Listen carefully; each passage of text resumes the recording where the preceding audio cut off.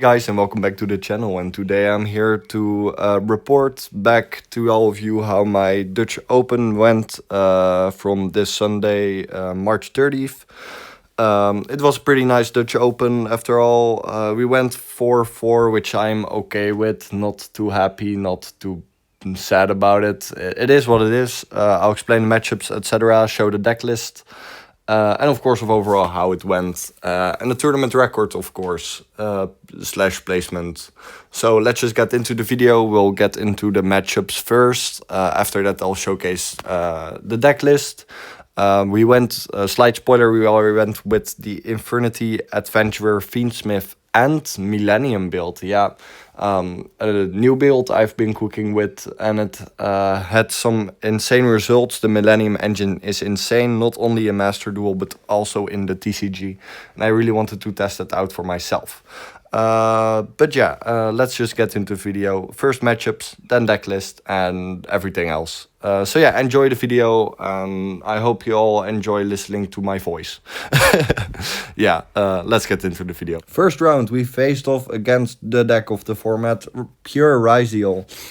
We lost the die roll, and we lost the entire match. So yeah, let's just get into the game.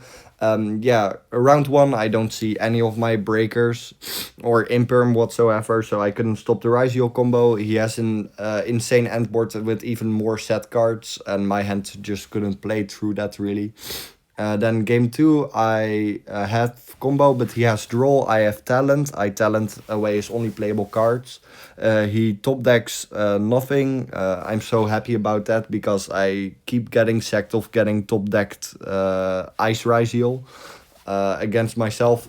So I'm really happy that didn't happen. And from turn 3, I just win from there because I OTK. Game 3, I only see breakers, like literally no playable cards, and I top deck another breaker, so I break his board with the breakers. He top decks Ice Ryziel and OTKs me from there. Yeah, that was really sad. I could have definitely won that match if I saw like a little bit of engine, because he played out like his entire hand, and yeah, the top deck Ice Ryziel really won him the game there, which is really sad. So yeah, let's just get into the next round. In round 2, we faced off against Blue Eyes Primite. We won the die roll and we won the entire match. Game 1, I full combo through an imperm. He just scoops from there, so I didn't know really what he was playing. But yeah, I had a feeling from the Blue Eyes mat, so I just sided in my anti-Blue Eyes card, so Ultimate Slayer, evenly matched and stuff, and Malong in my side deck as Ultimate Slayer target. But yeah, he full combos. My hand is okay, like I could play through most of his board, but he has just too many interruptions. Like he has lastly as a card, he has Failure. It was an unknown card. If he didn't have the Failure, I would have had him from there, but sadly it was the case, he had the Failure. And game 3, I actually open a cracked hand that plays through Ash, Purge and Imperm, which was really, really insane. I'm really happy about it. He was like, wow, how can Infernity play through like 3-ish hand traps? And I was like, yeah, I'm just simply the Infernity guy. And he agreed. So yeah, he scooped from there after seeing me go full combo. Yeah, that was round 2. Really happy about how I played this one out. Next round was one of my most hated decks of all time. As you all know, I hate stun decks and Kashtira cards in general. So yeah, pure Kashtira was actually a deck that I didn't expect facing. But yeah, game 1 was actually very interesting. He saw that he had a side card in his main deck. So we called a judge because he was new, he didn't know what to do. But yeah, he saw it. We called a judge. The judge said he would sadly get a game loss because he still had the card in his main. It is what it is. Yeah, he said, my fault. Yeah, I was like, yeah, I'm sorry to win like this because I don't like winning like this. I would like to actually play. We lost the die roll, by the way. So that was yeah, I think I saw my hands and I thought, yeah, I could play through the cash board if we went full combo. But yeah, he had a game lost, so it didn't really matter. Then game two, he starts because he gets to choose, of course. He combos, ends on the board. I played through it actually, like my hand was pretty cracked, and I know the Kastira cards ins and outs because I faced them just too many times. So I end on a mini board because I have to put a lot of resource into outing the board. He top decks nothing, he has no cards on hand, and my two interruptions really could out it. Kashira Birth is an annoying card, but luckily we have Infernity Break, of course. In turn 4, I actually top deck Engraver and win the game from there, so by OTKing. And that was basically round 4. Yeah, this was a pretty easy one, to be fair. It is what it is. Next round was against Chimera Fiendsmith. We won the die roll, but we sadly lost the match. Let me explain why. Game 1, I full combo. He has Meowls, so he ends with like 9 cards in hand. But he didn't draw. He drew only Engine. I'm really glad about that because after the match I saw he played a lot of board breakers, so I'm really happy about that. So he just scooped from there after I out perfectly play out his Engine, of course.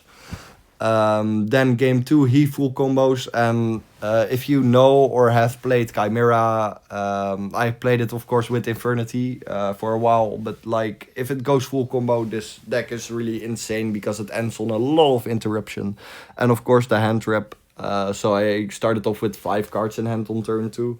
I had breakers, but it just simply wasn't enough. Guardian Chimera is an insane card together with Chimera Fusion.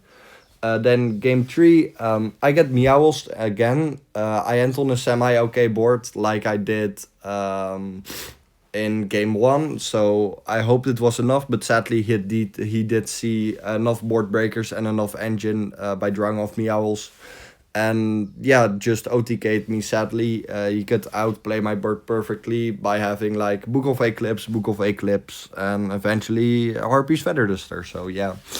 Yeah, Meowls basically won him the game from there. It is what it is. Milcharmies are a design mistake, in my opinion. Next up, I faced against Crystron Horus. We lost the die roll and just got completely sacked in this entire match. Game 1, I have no breakers, he has full combo, and Crystron also ends on an insane end board with a lot of interruptions, so without breakers you can't really out it. Then game 2. Game 2 was literally like a game of all time. Like, I get drawled and ashed, I pass on literally nothing. I do have Lancia in my hand, so I was thinking, yeah, I do have a chance of surviving this turn. But he has Call By. Yeah. I got completely sacked. He had OTKs me from there. Yeah. Crazy. Simply just a better player. I don't know how I do it, but I always face Vanquish Soul in a major tournament. So yeah, round 6 was against Vanquish Soul Kastira. We lost the die roll, but we did win the match. Game 1, he has full combo. I don't see breakers, and the Vanquish Soul interruptions just kill my Engine from there. Game 2, I went full combo through Bell and Imperm. He just scoops. And game 3, he went full combo. I do have Evenly and Droplet, and that wins me the game. I also have full Engine combo, and he just scoops from there. So yeah, that surely was a match. Guys, round 7 was insane. It was so crazy. I had a match against a no-show.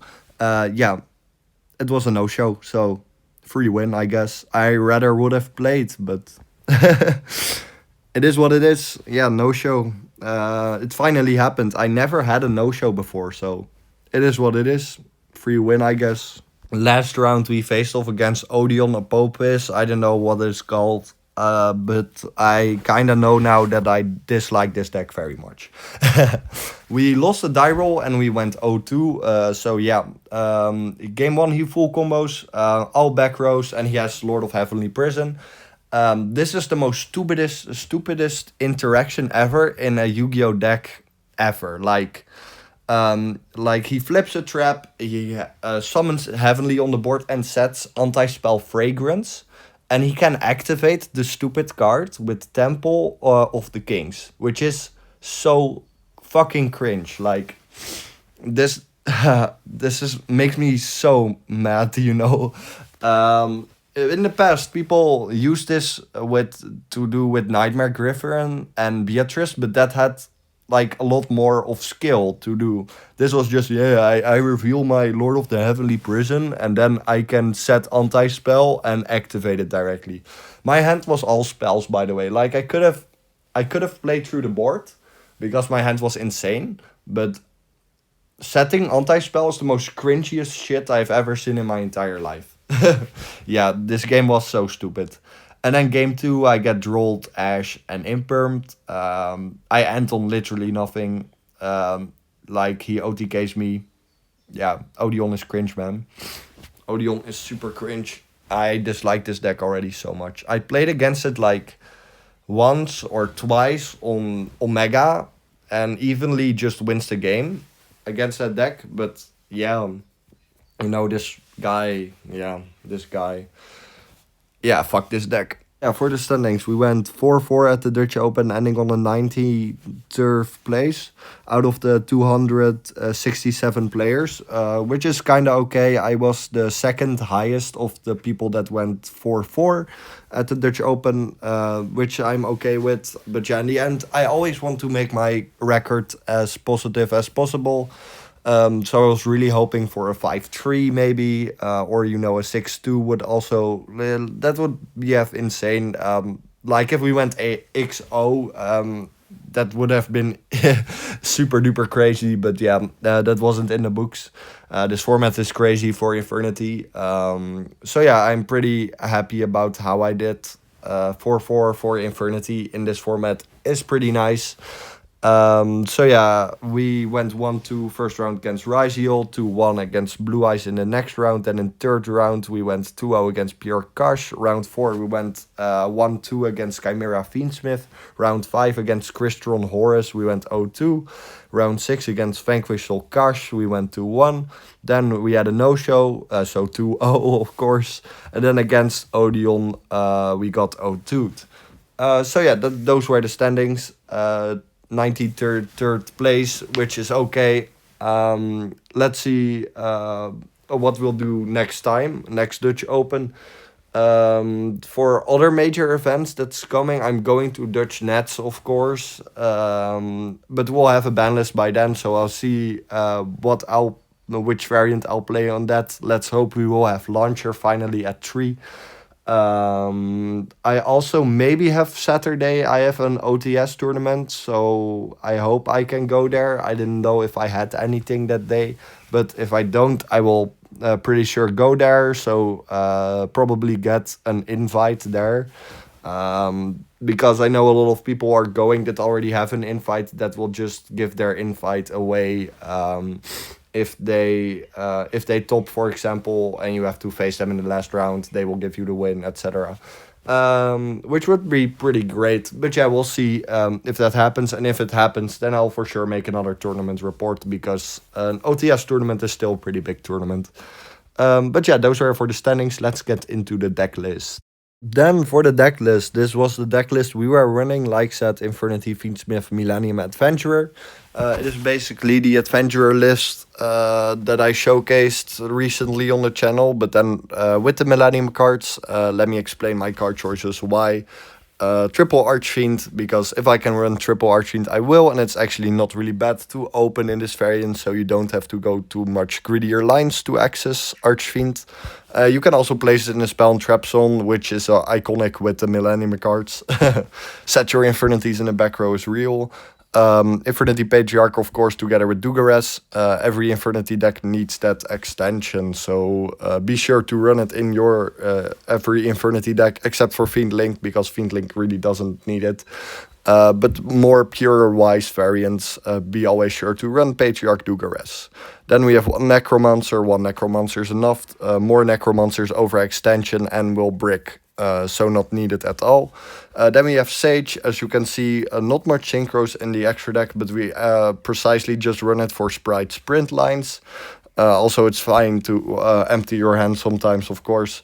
But yeah, if your sequence plays get interrupted, you can still link to Sprite Sprint dump Sage dump Archfiend, like we do in Fiend Link, which is pretty nice. The other option would be Cherubini, but as you can see, not many level 3s, so Sprint is the best option you then have. Then we have Stygian Harris. I mean, we dumping fiends from deck. Like full combo is actually then if you have Archfiend, you dump Stygian, and then Stygian banish for Archfiend, of course, eventually. You get there pretty easily, so it's pretty nice. So you either send Stygian or Harris, depending on your opening hand. Of course, Harris being the biggest brick in your deck, but that has always been the case so for Infernity. Then triple Engraver, will this be the last time we're playing with triple Engraver at the major event? Probably. Konami, where's the ban list? But yeah, Engraver, of course, being a one-card starter and just an insane card. Overall, you got to play it at 3 in every variant. 1 Lacrima, because this deck conflicts with your normal summon because of Adventurer. And in the end, you don't need more Lacrima, and the best normal summon for Infernity being Torguide, of course. Then 1 Lurry. I mean, you gotta play the Lurry. It's not even big of a brick because it's a normal summon and it makes Fiendsmith. Then for the Millennium cards, we actually wanted to max out the monsters because those are insane to open. They truly also were MVP at the event. They won me a lot of games. Triple Sangagen, triple Golem, not the other Millennium cards because the other ones are shit. Because Sangagen searches out another Millennium card, also can search out itself, which is pretty nice. And Golem searching the Wedju Temple. We played 1 Wedju Temple right now, and I don't have the feeling I want to run more the Wedju Temple. But it's also nice to open because it's still full combo. What you do Sanganjin, play Sanganjin effect, summon, add Golem, place Golem, Golem effect, summon. Then add Wedju Temple, of course, Wedju Temple for place any monster from hand in back row, and then another Millennium card. Make Snake Eyes Doom Dragon, then you can make Zombie Vampire if you need it for bait, and then go just Fiendsmith lines because insane. Snake Eyes Doom Dragon also being an insane card going second, of course. Then for the Adventurer cards, triple Enchantress. Enchantress is nice to open and has a nice synergy with Void Apocalypse, of course, and with the Millennium cards because you can place it in the back row then. That's why we are running 3 Enchantress instead of 3 right. Then we have 1 Griffin Rider because Griffin Rider, you gotta play it for the Omni. Then we have 1 Launcher, of course. Please, Konami, change this after the next ban list. We just need our more Launcher, please. Because if Fiendsmith gets hit, we really need the extra Launchers. Then we have triple Reaper. Why 3 Reaper right now? I always play a Reaper at 3 in almost every deck list. Why? Because of Bystials. Like, Bystials are insane right now. Everybody's playing Bystials. So hard opening Reaper can really sack them and makes you still go full combo. Triple Reaper is really good right now in the format, or at least to play at least 2 or 3, but I wouldn't run it anymore as a one-off because of Bystials. Then we have double tracked, extra Fiendsmith engine. Why not 3? Because 3 will break simply. Then double right, Enchantress is just better to open. Sure, Enchantress plays into draw, but the entire deck plays into draw. Enchantress can be placed again with the Millennium cards or Void Apocalypse. Can be discarded with Void Apocalypse. Then we have Foolish and Monster Reborn, always been Infernity staples. Then for non-engine, double Trust, double Talent, double Droplet, 1 Called By, double Imperm. Droplet is actually pretty nice because you can discard Enchantress too. And it's just nice to have because Droplet is better in the main than Dark Ruler in main because a lot of decks can like... Dark Ruler, of course, hitting a major of decks, but Droplet hits more, in my opinion, because you don't always have to like set out the entire board. Some decks end on 1 monster effect on the field, so you can Droplet for that. Talents and Trust, always insane cards. Run them as long as they're viable. We will see next ban list what will happen to them, but I hope they will remain unhit. Insane Infernity cards. Talents wins me a lot of games, and Trust is just insane. For Trust target, basically in the main, we're playing Imperm to set, of course. And otherwise, if you already gone full combo with what I did once, and you couldn't end on the 3rd trap, you can actually set Infernity Break with it, which is really nice. But most of the times, Imperm is the correct choice. And Called By being Called By, you gotta respect those hand traps. Then we have double Void Apocalypse. Like said, insane synergy with the Adventurer cards. I almost never run Void Apocalypse because Void Apocalypse always feels like it will get Ash Blossom and makes you go minus. But in combination with Adventurer, you really don't go minus because of the extra search you're getting. So it's actually really nice in this variant. Also, Void Apocalypse also nice in pure variants, because really pure variants just need Void Apocalypse at 3. Then Faithful and Dracoback, you gotta run them for the engine. Dracoback surely being a brick, but it saves you a lot of games, and it's insane if you go second. But most of the times I side out. My side pattern literally was side out all the adventurer cards, except for Wandering Griffin Rider, because it's a free Fiendsmith body. But then I would also cut an extra Reaper, for example, and then just side in whatever. One Wedgwood Temple, like said, multiple Cambric, but it's insanely nice. If you want to run this at 60, then definitely play it at 2, no doubt, because you want to see the extra Millennium. Double Barrier, 1 break, like in every video I say. I hope you all can repeat it by now, but never play Triple Barrier if you're running 3 traps, because if your Infernitys get outed, you'll have 3 dead cards. And you still have a form of interruption in form of break. Of course, you can also just run double traps, but I just really like having the triple traps right now. Because of the extra deck, because a lot of decks can play through a lot of interruptions, so that's why the extra trap. And then double imperm, of course. I wanted to keep it at 50. I'm a bit artistic in that. But yeah, 2 imperm is good. I mean, it's a hand trap, of course, and a board breaker too, which is really, really nice.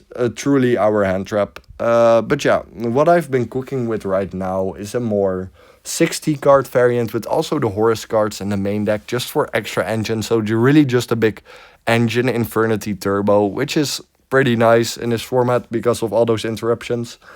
But yeah, that really was what I've been cooking with, and probably will play this week at locals, because I want to test it out. But to be fair, I hope we will get a ban list before that.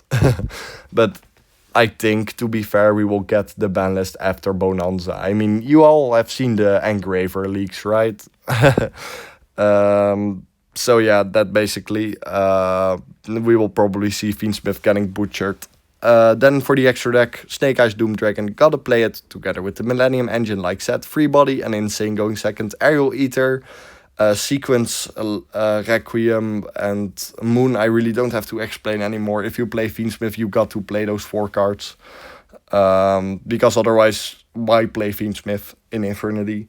Then we have Chaos Angel, way too easy to make with Engraver. Archfiend, which is really insane. Not a lot of decks can out Chaos Angel. Zombie Vampire for hand trap bait with your Millennium cards, and would be even insaner together with the Horus cards. But if it goes off, it's pretty nice, because you will have an extra body on the field, or you'll be a good player and mill Archfiend and summon Archfiend from it by having no cards in hand, which is insane.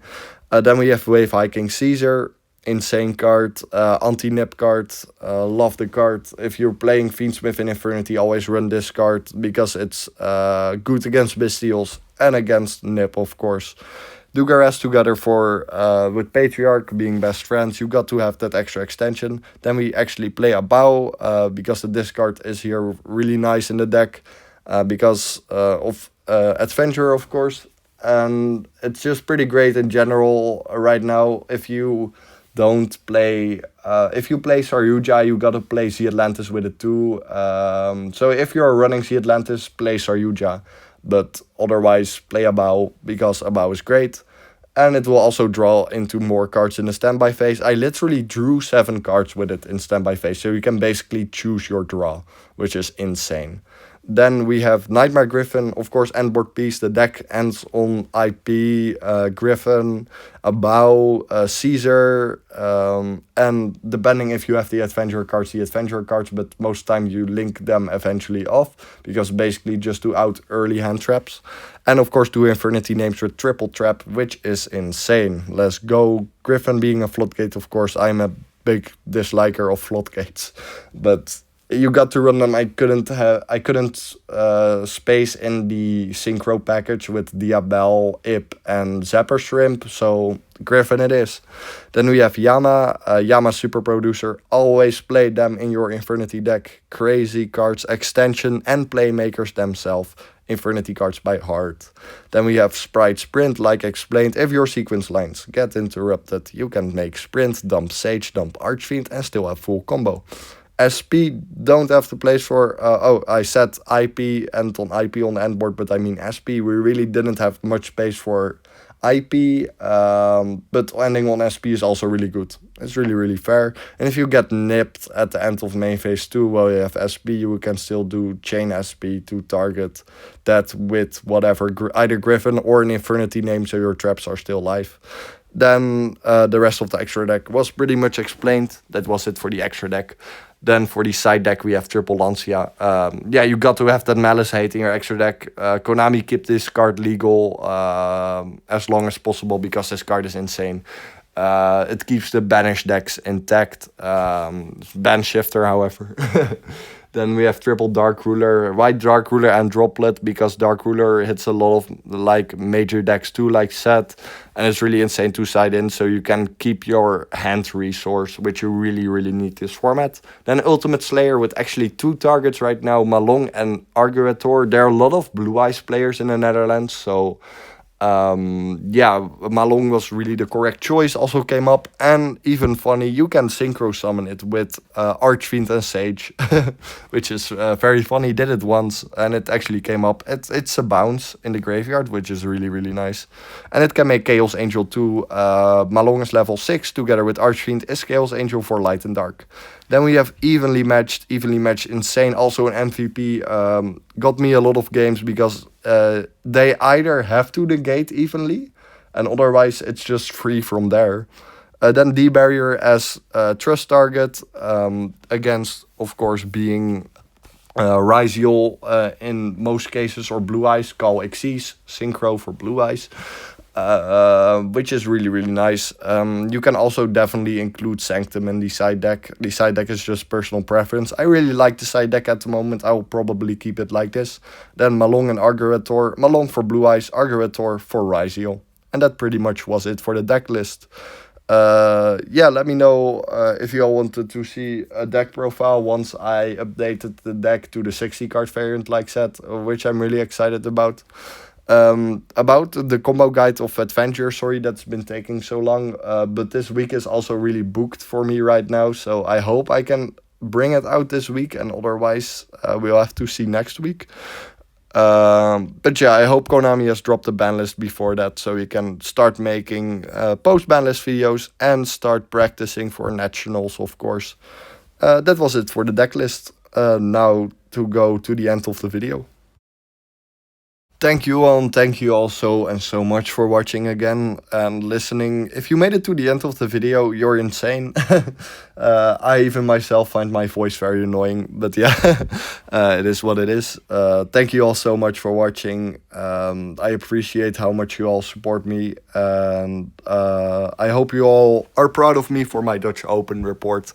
Next Dutch Open will top definitely, and hope we will have support by then and launcher entry, which would be really, really nice. Please, Konami, the only thing I want. But yeah, we will see next major tournament. Also for videos this week, like said, I hope I can bring out the Adventure combo guide by then, or maybe a deck profile. Also Master Duel videos are on the way too, since updated post Beatrice ban. But yeah, thank you all so much for your support and patience. Much more videos to come soon, if not this week, a lot more coming next week. Yeah, thank you all so much for watching. I hope you all enjoyed, and see you all in the next video. Infernity Best Deck, Infernity for Life. Thank you all, and thank you all so much. Also, shout out, of course, to everyone who was there, all my friends, and of course everybody that said hi to me. Thank you all so much again. Infernity Best Deck, Infernity for Life.